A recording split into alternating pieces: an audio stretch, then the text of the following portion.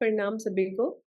तो आपने बहुत बार देखा होगा कि स्पेशली जो इंडियन लोग होते हैं वो तिलक लगाते हैं माथे पे। तो ये तिलक लगाया क्यों जाता है? आज हम इस टॉपिक पे बात करेंगे। तो तिलक बहुत ओकेजन्स पे लगाया जाता है, पूजा पाठ के बाद भी लगाया जाता है और बहुत बार ऐसे होता है कि आपके घर में कोई गेस्ट आए हैं, उनके स्वागत में भी लगाया जाता है। या फिर when we are bidding farewell to someone, तब भी उनके तिलक लगाया जाता है। कोई किसी यात्रा पे जा रहा है, उसके जाने से पहले उनके वो तिलक लगाया जाता है। तिलक लगाने के रिलीजियस रीजंस भी हैं और उन रीजंस की वजह से इसका कलर और शेप भी अलग-अलग होती है। जैसे जो वैष्णव होते हैं, वो चंदन का तिलक लगाते हैं, यू फॉर्म में लगाते हैं। और जो शिव जी की भक्ति करते हैं, शैव होते हैं, वो भस्म का त्रिपुंड लगाते हैं। और जो शाक्ता होते हैं वो कुमकुम का एक जस्ट डॉट सा ही लगा लेते हैं। इनका हले हर एक का अलग-अलग मतलब होता है, लेकिन ये हमारे लिए एक पहचान भी होती है कि जो सामने वाला इंसान है वो किन डेटी की, कौन-सी फ़ॉर्म है जो परमात्मा की, उनके भक्त हैं। तो वो उनका तिलक देख के ही आपको समझ आ जाता है। और जैसे जो शैव होते हैं, जो शिव जी की भक्ति करते हैं, उन्होंने जैसे त्रिपुंड लगाया होता है। अब वो त्रिपुंड बहुत सी चीज़ों को रिप्रेज़ेंट कर सकता है अगर हम उसपे ध्यान दें। तो पहले तो वो समय को रिप्रेज़ेंट कर सकता है कि पास्ट, प्रेज़ेंट, फ्यूचर। फिर वो हमारे बीच के भीतर के जो 3 गुण हैं, सत्व, रजस, तमस, उनको रिप्रेज़ेंट कर सकता है। फिर वो जो 3 शक्तियाँ रहती हैं, इच्छा शक्ति, ज्ञान शक्ति, क्रिया शक्ति, उसको रिप्रेज़ेंट कर सकता है। और भू, भुवः, स्वः, जो फिज़िकल प्लेन, सटल प्लेन और जो सेलेस्टियल प्लेन है, वो उसको भी रिप्रेज़ेंट कर रहा है। क्योंकि भले ही वो अर्थ हो या हेवन हो, वो सारे के सारे एंड में जाके ना एब्सोल्यूट में ही मर्ज हो जाते हैं। और ये हमारी 3 जो स्टेट्स होती हैं, जिनकी हमने पहले एक वीडियो में बात की थी, जो हमारी स्टेट्स होती हैं, वेकिंग स्टेट, जहाँ पे हम ड्रीम करते हैं, वो स्टेट, और एक डीप स्लीप वाली स्टेट। वो तीनों स्टेट्स को भी रिप्रेज़ेंट कर सकता है। और भी बहुत सी चीज़ें होंगी, अगर आप ध्यान देना शुरू करें तो ये त्रिपुंड बहुत सी चीज़ों को रिप्रेज़ेंट कर रहा है। लेकिन एंड पे क्या है कि ये सारी चीज़ें एब्सोल्यूट में ही मर्ज हो जाती हैं। और तिलक है, ये हमेशा ऐसे आईब्रोज़ के बीच में लगाया जाता है। तो इसके लिए एक स्टोरी थी जो कि आप सबने सुनी होगी कि जब रामायण में, कि जब सीता माँ का स्वयंवर हो रहा था, तो उनके स्वयंवर के लिए ये कंडीशन थी कि जो शिव धनुष है, वो तोड़ा जाएगा, जो भी उसको तोड़ेगा, उनका विवाह सीता माँ से हो जाएगा। तो अगर हम इस स्टोरी पे थोड़ा-सा ध्यान दें, तो वहाँ पे शिव धनुष था, तो वो धनुष शिव धनुष ही क्यों था? वो कोई और धनुष क्यों नहीं था? तो उसका रीज़न ये है कि जैसे ये हमारी पॉइंट है, जो हमारा थर्ड आई पॉइंट है, ये हमारी आईब्रोज़ के बीच में आता है। तो आईब्रोज़ हैं, वो बिल्कुल एक धनुष की फ़ॉर्म में है और यहाँ पे हमारी रुद्र ग्रंथि भी होती है। तो जो इस रुद्र ग्रंथि को भेद के बिल्कुल, हमारा जो थर्ड आई ओपन होती है, उसके बाद जो हमारा क्राउन चक्र खुलेगा। तो यहाँ पे जो सीता माँ हैं, वो एक जीवात्मा को रिप्रेज़ेंट कर रही हैं और जो प्रभु राम हैं, वो परमात्मा को रिप्रेज़ेंट कर रहे हैं कि जब हम थर्ड आई ओपन करेंगे, उसके बाद जो जीवात्मा है और परमात्मा है, वो एक हो जाएँगे। वो वहाँ पे उनके विवाह के फ़ॉर्म में रिप्रेज़ेंट किया गया है, जीवात्मा और परमात्मा का एक होना। तो ये है, और ये भी है कि जैसे ये जो हमारा गैप है, ये बिल्कुल छोटा-सा गैप है थर्ड आई और क्राउन चक्र के बीच का। लेकिन ये भी एक बात है कि इसको हम अपनी इच्छा से खोल नहीं सकते हैं। इस इतना सा गैप हम बिल्कुल रूट चक्र से थर्ड आई चक्र तक अपने एफर्ट से पहुँच सकते हैं, लेकिन थर्ड आई से क्राउन चक्र इतना सा गैप है, वो हम अपनी इच्छा से, अपने एफर्ट से पूरा नहीं कर सकते। वो ग्रेस से ही होगा कंप्लीट। उसमें हमारी एफर्ट खत्म हो जाते हैं थर्ड आई तक आके। ये भी एक ब्यूटीफुल सी स्टोरी वहाँ से आती है। बिल्कुल। और जैसे हमने देखा ही है, लोग जनरली अपने अ, बिल्कुल बाव-ब्राव पे, यहाँ पे, या फिर अपने कंठ पे लगाते हैं, कानों की जो टिप्स है इन पे लगाते हैं, नेवल पे भी लगाते हैं। तो अगेन ये सारे पॉइंट्स का कोई ना कोई रेलेवेंस है, तभी किया जाता है। यहाँ पे this is what cuts through the illusion. ये जो 2 आँखें आपकी सृष्टि देख रही हैं, ग्रॉस जो मैनिफेस्टेड फॉर्म है, उसको देख रही हैं, और ये जो तीसरी आँख है, यही देखती है कि ये सच नहीं है। नो, ये यही उस माया को चीर के देखती है ना, कि ये इल्यूजन है। कंठ है यहाँ पे लगा रही हूँ कि अच्छा मेरे जो वाणी है वो मेरी सच बोले, मैं जो भी बोलूँ सच बोलूँ, वो उसके साथ अलाइंड हो, जो वो चाहते हैं कि मैं बोलूँ। अगेन अगर मैं अपने नेवल पे लगा रही हूँ, मेरे अकॉर्डिंग वहाँ पे लगाना इज़ अगेन सोलर प्लेक्सस की एनर्जी को सेंटर करना है। सोलर प्लेक्सस मीन्स आपका ट्रुथ, जो आप हो, आपकी identity, that sense of I, that seat of your soul, जहाँ पे आपकी आत्मा का वास है, यू नो और उसके बाद जब हम कानों में लगा रहे हैं, मेरे अकॉर्डिंग मुझे यही लगता है कि जो भी मेरे कानों में पड़े वो अच्छा हो, वो पॉजिटिव हो। और इतनी सारी चीज़ें हैं देखो, कभी कुमकुम लगता है, केसर लगता है, चंदन, हल्दी, कितनी सारी चीज़ों के साथ हम तिलक लगाते हैं। एंड अगर हम हर्बोलॉजी के पर्सपेक्टिव से देखें, बिकॉज़ पुराने ज़माने में इतने वैद होते थे, तो ये तो हो ही नहीं सकता कि उस टाइम पे जब ये रिचुअल शुरू हुआ था, उस टाइम पे कोई महान ये जो सेजेस थे, वो खुद ही इतने बड़े-बड़े वैद थे। तो अगर चंदन लगा रहे हैं, तो वो हमें काम करता है। ये तो पर्सनल एक्सपीरियंस है। अगर हम कुमकुम लगा रहे हैं, जनरली अपने भाइयों को लगाते हैं हम राखी पे या फिर कोई भी घर पे कुछ भी होता है, तो उस चीज़ के साथ हमें प्रोटेक्शन मिल रही होती है क्योंकि माता इज़ नोन फॉर दैट, वो प्रोटेक्ट करती हैं हम सबको, अपने बच्चों को। या फिर जब कोई लड़ने जा रहा होता था पुराने ज़माने में, तो उनके लगा के बोलते थे जय भवानी। अगेन करेज आ रहा है, व्हीलर आ रहा है, जो रेड कलर है वही है मूलाधार चक्र है आपका, it is something that roots you to this earth and gives you that power. उसके बाद केसर है, केसर और ऐसे स्पाइसेस जो उस टाइम पे भी बहुत महँगे होते थे। मेरे अकॉर्डिंग इनको भी लगाना का मतलब यही है कि हम आपको प्रॉस्पेरिटी विश करते हैं। और जब हम चावल लगाते हैं, अगेन ये मेरा पर्सपेक्टिव है, मैं गलत भी हो सकती हूँ, कि मैं ये बोल रही हूँ कि आपके घर के धन-धान्य के जो भंडार हैं वो भरे रहें।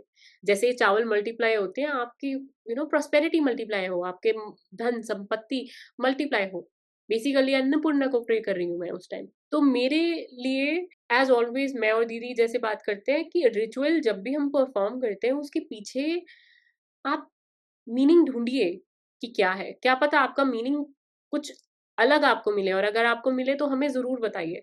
पर मेरे अकॉर्डिंग बिल्कुल ऐसे ही नहीं करते जाना चाहिए, and this is such a beautiful ritual. कभी भी जब मेरा मन बहुत विचलित होता है या रेस्टलेस होता है, chandan is what I prefer. But मैं वो जो रगड़ने वाला चंदन होता है, जो प्रॉपर जो लकड़ी आती है उन उसको प्रेफ़र करती हूँ। इट टोटली डिपेंड्स, जब मुझे बहुत ही फेमिनिन महसूस करना होता है but at the same time बहुत पावरफुल भी महसूस करना होता है, then kumkum is what helps. तो इट टोटली डिपेंड्स कि आप उस टाइम पे कैसी एनर्जी अपने अंदर चाहते हो। अगेन अगर रिलिजियस पर्सपेक्टिव से नहीं, हर्बोलॉजी के पर्सपेक्टिव से, तो this is very, very potent, very potent. And सबसे इम्पोर्टेंट, हम भस्म की बात करते हैं, ऊदी की बात करते हैं, वहीं से सब आए हैं मिट्टी से और उसी में सब मिल जाना है। और जब हम उसको यहाँ लगा रहे हैं, मेरे अकॉर्डिंग तो जब भी हम ऊदी या फिर जब भी भस्म को, विभूति को अपने माथे पे या अपने कंठ पे कहीं भी लगा रहे हैं, पहली बात तो हम अपने आप को रिमाइंड करा रहे हैं कि ईश्वर सत्य है एंड एवरीथिंग एल्स इज़ मिथ्या, यू नो। तो पेरिशेबिलिटी जो इस संसार की है कि ये सब नश्वर है, वो बार-बार याद करा रहे हैं। और जब भी हम यहाँ पे लगा रहे हैं, व्हिच इज़ द थर्ड आई, ये वही चक्र है जो जब देखना शुरू करता है ना उस इल्यूज़न के थ्रू, तो बहुत सारी चीज़ें उसमें ऐसी भी होती हैं जो उसे और इल्यूज़न के साथ बाँध सकती हैं। तो कई बार आपको लगेगा कि आपको विज़न्स आ रहे हैं, पर वो विज़न नहीं होते, ईगो होती है, फ़ियर होता है। क्योंकि उस टाइम आपकी एनर्जी इतनी ज़्यादा तेज़ असेंड कर रही होती है कि हर तरह की लोअर थॉट फॉर्म्स या लोअर वाइब्रेशन वाली जो एनर्जीज़ होती हैं, वो आपको कहीं न कहीं आपके पास से हिलाने की कोशिश करती हैं। तो जब आप इस चक्र को प्रोटेक्ट करते हो, which I think applying tilak is a very important और may be a very potent method to do that. बहुत ही एक अच्छा मेथड है, आप कर सकते हो। उस टाइम पे आप एक बैरियर भी क्रिएट कर रहे हो, मुझे ऐसा लगता है। बोलते हैं ना कि जिस इंसान को बहुत डर लगता हो, जाके हनुमान जी के चरण में से एक कील और उसके साथ सिंदूर ले आओ, उसको घर पे ले आओ और उसको लगाओ। अगेन आप यही तो कर रहे हो, उनके चरण में से आप सिंदूर लाके अपने माथे पे लगा रहे हो, आपने बैरियर क्रिएट कर दिया कि यहाँ जहाँ से डर मेरे, जहाँ से मुझे ऐसे लगता है कि मैं अंडर अटैक हूँ, मैं डिफेंसिव हो रही हूँ, या फिर मेरे थॉट्स बहुत ज़्यादा हो रहे हैं, कंट्रोल नहीं हो रहे हैं, ऑल दोज़ थिंग्स। या फिर कई लोगों को माइग्रेन बहुत ज़्यादा होते हैं, बिकॉज़ वो हैंडल नहीं कर पा रहे होते उस चीज़ की एनर्जी। तो मेरे हिसाब से ये एक छोटी-सी practice can be very helpful. Again my very empirical point of view में मुझे नहीं पता कि ये कितना सच है according to the text and all, but this is what I truly believe in. बिल्कुल प्रियंका। और जैसे अघोरी साधु भी होते हैं, वो पूरे अपने शरीर पे ही भस्म मल के रहते हैं, सो दैट उनको हर टाइम मृत्यु याद रहे या कि ये जो संसार है वो नश्वर है, सिर्फ एक परमात्मा ही सत्य है। या जैसे तटीय स्थान है जो वृंदावन में, वहां पे भी हमने बहुत से साधु संत देखे थे हम्म जो कि किसी एक स्पेसिफिक फॉर्म में तिलक नहीं लगाते हैं। वो हम्म पूरे अपने फेस पे, पूरे शरीर पे ही वृंदावन की रज को मल के रहते हैं। तो हम्म मुझे लगता है ये काइंड ऑफ सरेंडर ही होता है कि परमात्मा, अब बिल्कुल हमने सब कुछ आपको समर्पित कर दिया है, या अब जो है सब आपका है। बिल्कुल, और ग्रैटिट्यूड और प्रिविलेज कि हम इस मिट्टी पे हमें मौका मिला है होने का उस टाइम पे।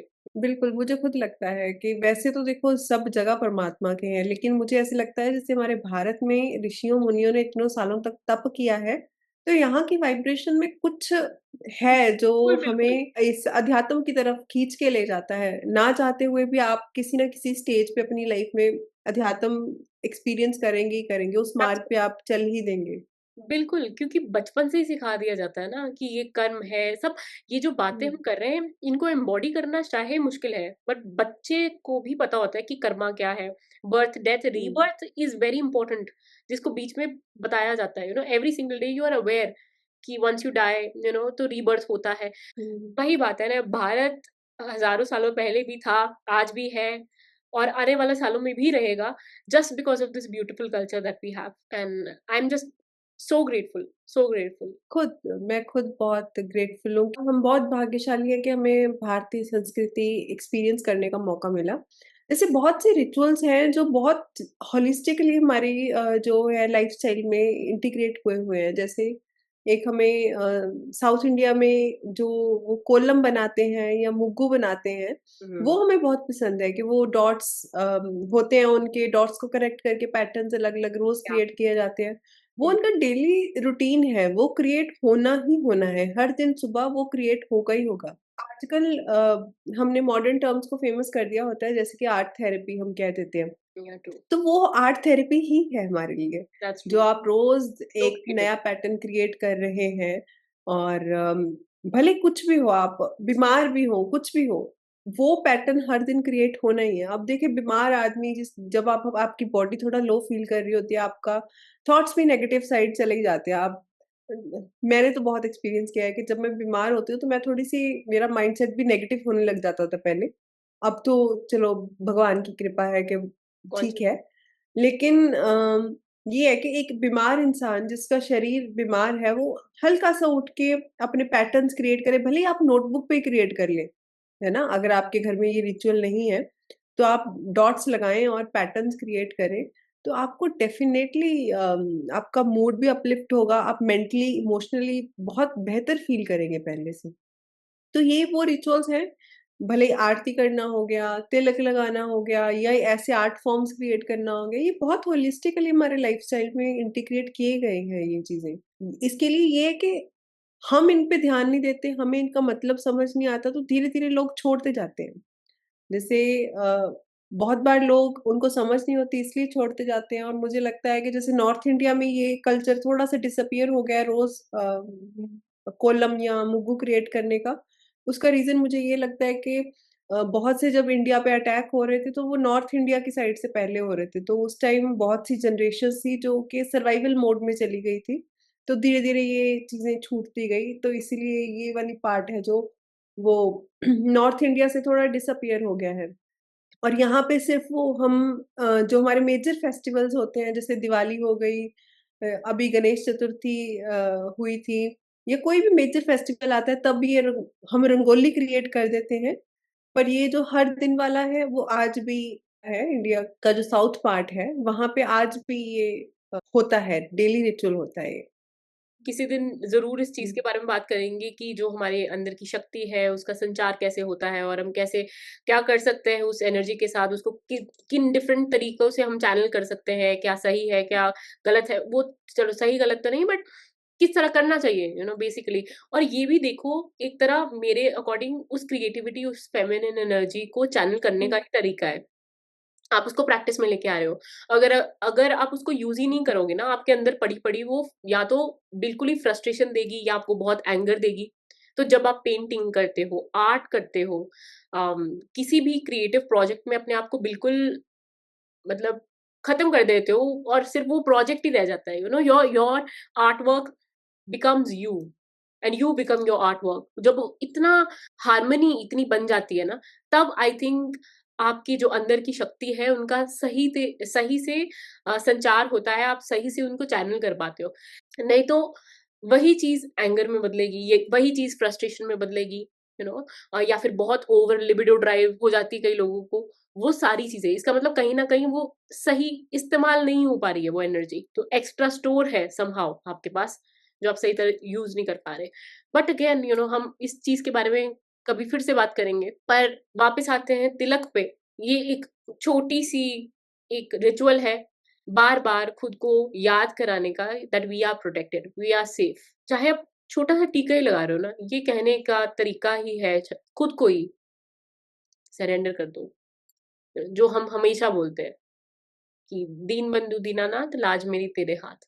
और जितनी बार मैं देखूँगी उतनी बार मुझे सेम चीज़ याद आएगी। तो that is also what I recommend कि अगर जैसे मैं लगाती हूँ तो मैं मन में ही ओम नमो भगवते वासुदेवा मैं बोलती हूँ, बिकॉज़ वो हर सिचुएशन में ही बंदा बोलता है।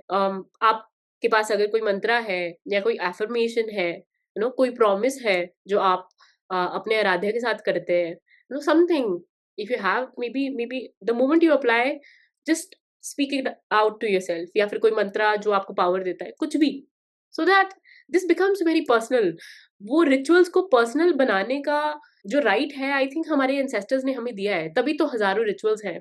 हज़ारों डेटीज़ हैं और हज़ारों उनकी पूजा करने के तरीके हैं, हज़ारों ही आरतियाँ हैं। तो जितने लोग थे उनके लिए उतने ही डेटीज़ थे और इस चीज़ पे कोई कभी मनाही नहीं करी गई। क्यों? क्योंकि सबने रियलाइज़ किया कि हमारे अंदर भी वही सेम डिविनिटी है।